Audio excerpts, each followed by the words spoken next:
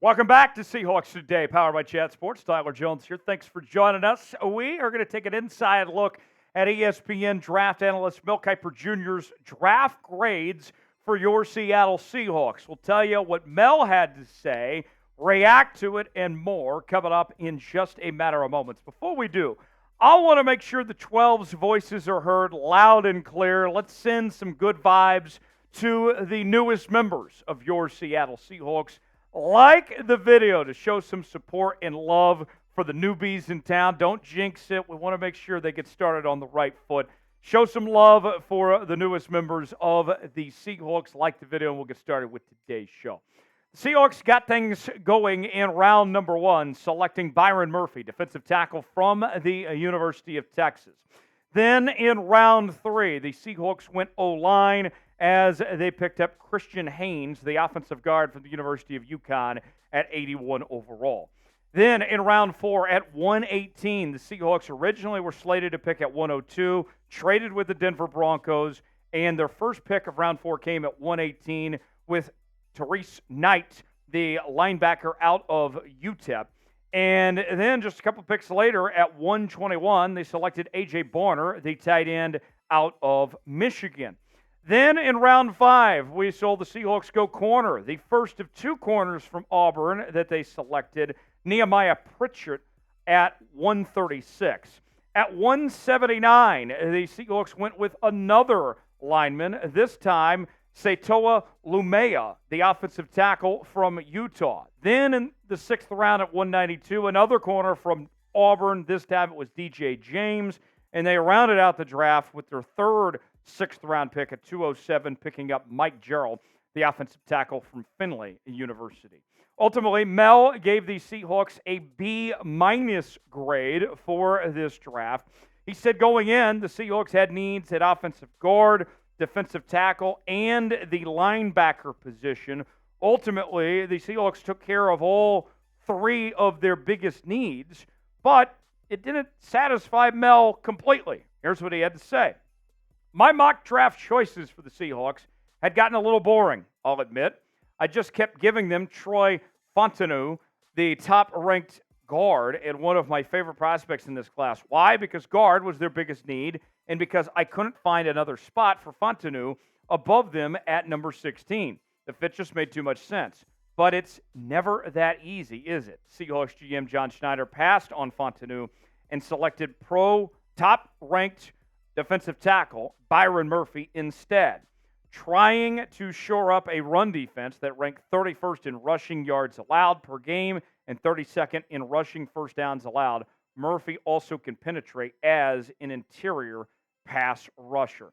I feel like that when I look back at this draft for the Seahawks, that they maximized with their first 2 picks specifically on taking care of team needs and best available for where they picked. Remember, all the defensive players pretty much were there when the Seahawks picked at 16, and they took advantage of it. They didn't trade back. They knew the guy they wanted in Byron Murphy. They knew that they needed to address holding down the interior of the defensive line with somebody that could stop the run, which has been an issue for years for the Seahawks, and also a guy that could get after the quarterback, which is what Byron Murphy is. And then with Christian Haynes, it was somebody that I felt like is a guy that can compete right away to start for this Seahawks team and fills a big need at the offensive guard spot. I thought it was a very successful draft for the Seahawks. I think Mel's a little harsh with his grade of a B-. What would your grade be? Weigh in the comment section. Let us know what it is for the Seahawks draft in 2024. More to come from Mel Kiper. We'll let you hear what he had to say about the Seahawks draft and some of the other selections in just a moment. But first, let's tell you about today's sponsor. That is Prize Picks. Prize Picks, the place to go for daily fantasy made easy. Here's how it works. Choose 2 or more players on any given category. Get the choice of more or less, whether you're talking rebounds in basketball, home runs in baseball, goals in hockey. Plenty of sports to choose from. And here's what I got with a little Prize Picks action tonight. Going with Derek White from the Boston Celtics to have more than 13 points. Brandon Ingram of the New Orleans Pelicans to have more than 16.5 points. And Jason Tatum to have more than 41.5 points, rebounds, and assists. If all 3 of those hit and we put $20 down, we're making $60 on Prize Picks, folks. Play along with me. PrizePicks.com/CLNS. Promo code CLNS for a $100 deposit match on your first entry. The link is in the comments and description of today's video. More from Mel. He said, I would have a bigger problem with the choice if Schneider hadn't landed my third-ranked guard in round 3, as Christian Haynes could be an instant starter. These are two solid picks for the Seahawks.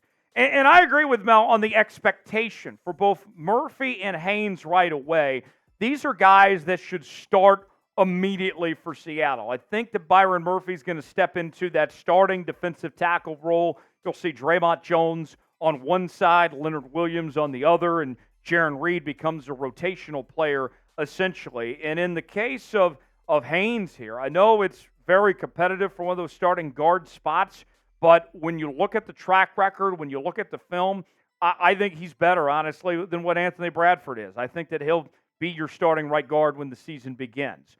More on Murphy, a first-round pick, as we mentioned, and the resume is tremendous. First team all Big 12 selection, the Big 12's Defensive Lineman of the Year this past season. PFF had him as the number 2 defensive tackle in college football this past season, second only to his teammate, T'Vondre Sweat.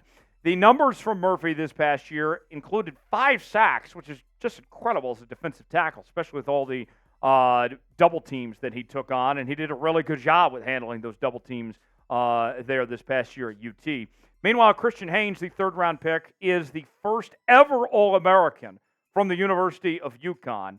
We know UConn more so for their basketball pedigree. You know, they've won 2 straight national titles, but Christian Haynes made a name for himself there playing under Jim Mora, the former Seahawks coach there with the UConn Huskies. His overall grade for PFF this past season, an 80.2, allowed just 1 sack, and it was called for 4 penalties there with the UConn Huskies. Who was your favorite draft pick from the Seattle Seahawks this year? Weigh in the comment section. Let us know who that was for this draft. Weigh in. Give me a name or two that comes to mind this season. We are talking about your Seattle Seahawks each and every day on Seahawks Today. We're closing in on 52,000 subscribers, less than 200 away from reaching that next milestone. And we're bringing you multiple videos a day. Nobody's talking about your team like we are here on Seahawks Today. We got our live shows on Wednesday afternoons, daily news and rumors and more. We are the place to be. We're talking all things rookie minicamp, OTAs, counting you down to training camp and more. Just because the draft is over, we're not going anywhere. Subscribe now for free. Lock us in, youtube.com/SeahawksTV. Now, when you look ahead to the other picks on day 3, what we saw from John Schneider was he took on some projects of sorts day 3. The first 2 picks that we saw in this draft, Byron Murphy and Christian Haynes, I thought were very strong picks for Seattle. That you have to feel good about. So with that, even though there was some reaches of sorts, I feel like you give Schneider the benefit of the doubt of those day 3 picks. Here's more from Kiper on those other picks. Tight end A.J. Barner wasn't much of a pass catcher in college, but he's a good blocker. The Seahawks took not 1 but 2 corners from Auburn in day 3 in Nehemiah Pritchett and DJ James. I actually had James rated higher. This is not the most glamorous draft Schneider has put together, but there is talent throughout. And that's the thing. I disagree with Mel's grade of giving this a B-. I am of the belief of a weighted grade system, right? Where you put more value in what you did in those early rounds. And for me, because you did so well in those early rounds, even if you did reach and you took on some projects of sorts, like honestly, I do think that Knight, for example, is going to be a bit of a project. I got some question marks about A.J. Barner, but you did so strong in the first 2. I think this was an A draft, personally. That's where I disagree with Mel as far as that goes. Wasn't glamorous, but it doesn't always have to be glamorous. You just have to get the job done. Sometimes you got to get your hands dirty and be a little gritty, and that's what John Schneider and company did in this draft. What's your confidence level in the Seahawks after the NFL draft now? We have a pretty good idea what the roster is going to look like when the season begins. What's your confidence level where this team is at right now? Scale it for me in the comment section 1 through 10. My confidence level is a 7 at the moment. I think that this is a very good football team. The foundation's there, coming off 2 straight seasons of 9 wins. Mike Macdonald was brought in in large part because this team underachieved last year. And they got to take steps forward. And I think that while people are already writing off the Seahawks, saying this is a rebuilding year and all this, overall, with the changes made in free agency and now with the draft, I think the Seahawks are going to surprise some people, and they're going to make some noise and be a force to be reckoned with here in 2024. To recap the Seahawks draft picks, Murphy, Haynes, Knight, and Barner were the first 4 picks for Seattle, taking care of some major needs there at D-tackle, guard, linebacker, and tight end.